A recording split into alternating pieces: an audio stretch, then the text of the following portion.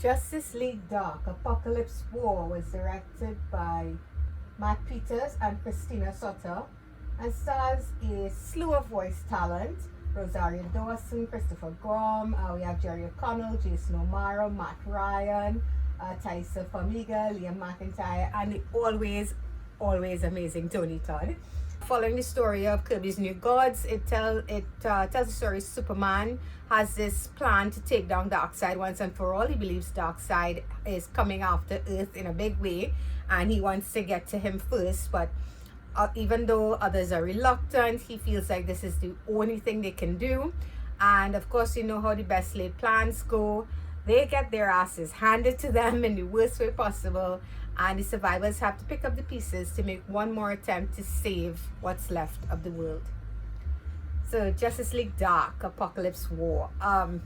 Right off the bat, I loved this. I enjoyed this from beginning to end.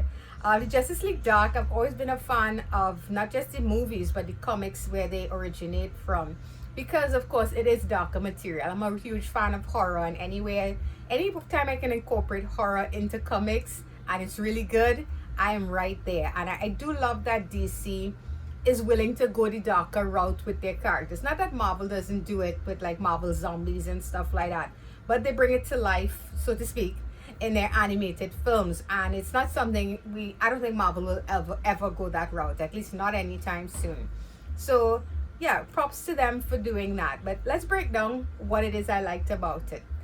And I'll start, of course, with the visuals. Now, by now, if you've watched these movies, I mean, they have, I think it's like 14 of them in all. Maybe more. I might be miscounting. These films, they pretty much have, at least for the last, I would say for the last maybe 6 or 7 films since the New 52 era kicked in, they have a specific look to them, a consistent look. Sometimes it works, sometimes it doesn't. Sometimes, in my opinion, things can come across a bit stiff, and you know, you don't really feel the movement of the characters. You don't feel that power the way you did when you watched Justice League animated series. You know, every time Superman would like hit somebody or get bashed into a wall or something, you really felt the weight of it, the impact of it. And sometimes I felt like in these in these animated movies, you just really don't feel it all the time. You don't feel that fluidity of movement.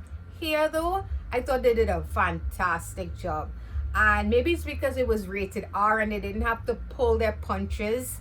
But from the opening, where you see the battle and things just go wrong, and every fight sequence, it's bloody, it's gory, it's in your face. Like I said, it pulls no punches, and they're very well executed. So visually, I really like the look of this, because I'm actually, while I'm not a real fan of the New 52 era, I do like the look, the costumes, the designs of the characters. I do really dig that. So I have no issue with that at all.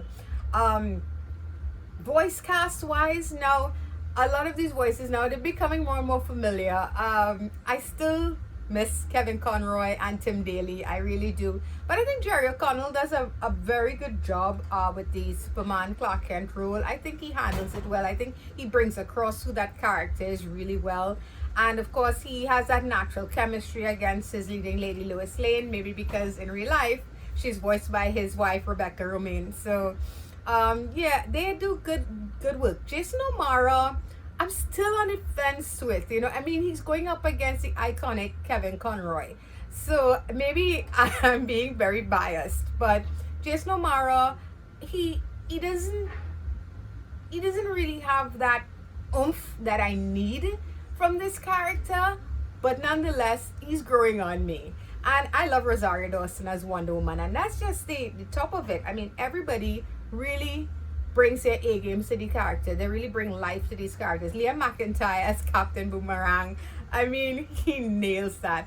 I didn't even realize it was Taissa Farmiga as Raven. I think she does a wonderful job with the character, because she almost sounds like a more adult version of the one we grew up with watching in Teen Titans. So I think her voice works really well for this character. And of course, we have Matt Ryan as Constantine, John Constantine, or Constantine if you're British. And yeah, I mean, nobody else can be this character now. He absolutely has nailed that character. He's made the character his own. Of course, fans of Matt Ryan will know he is John in the DC Legends of Tomorrow. He was John Constantine as well when he had his own TV show.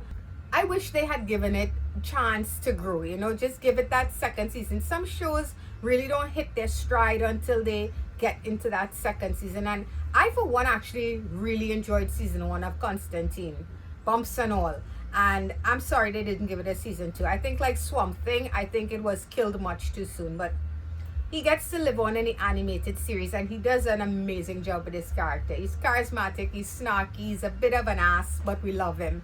And yeah, everybody basically does what they're supposed to do, and they do it well. And of course, we have the voice of voices, Tony Todd. I mean, he's right up there, of course, with like Keith David, Ron Perlman, Clancy Brown. Tony Todd is a voice that just epitomizes power. So he's perfect as Darkseid. So yeah, the voice cast there, they do a great job with their characters. Story-wise, this one caught me off guard because I haven't really watched a DC animated film in a while that really made me feel the emotional weight of what they were trying to get across, you know. Like you guys know, I love Under the Red Hood. I love Gods and Monsters. I think they really try with the first death of Superman. They didn't really nail the landing, but then again, the comic book was also a little iffy with the resurrection stuff. But yeah, I've never hated any of these movies, but some have been really meh, and a lot recently have been quite average. You know, they haven't had many standouts, but this one nailed that emotional stuff. I felt it. Watching these certain characters die, and die gruesomely, was not an easy thing to do. I was squirming and cringing, and it's like you couldn't believe your eyes. It's like, you know, you were hoping, well, okay, they're gonna fix all of this, right? And they were willing to carry this stuff through, just like Fat Thor. They were willing to say, no, this is what we're doing, and we're gonna stick with this.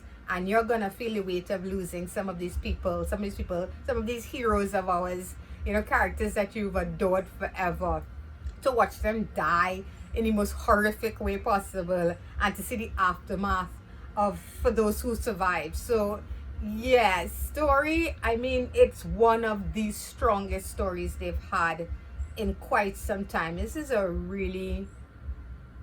I think it's a gamble. I don't know if everybody will love it. And the ending, of course, I'm sure there are those who are going to say the ending is a cop-out. But as a friend of mine said, it started with that, and they concluded it with that. I'm trying not to say what it has happened, but of course, if you've been following these movies from the very beginning, you know what event triggered this, and ending it like this, it felt like the perfect way to conclude it. And I absolutely agree.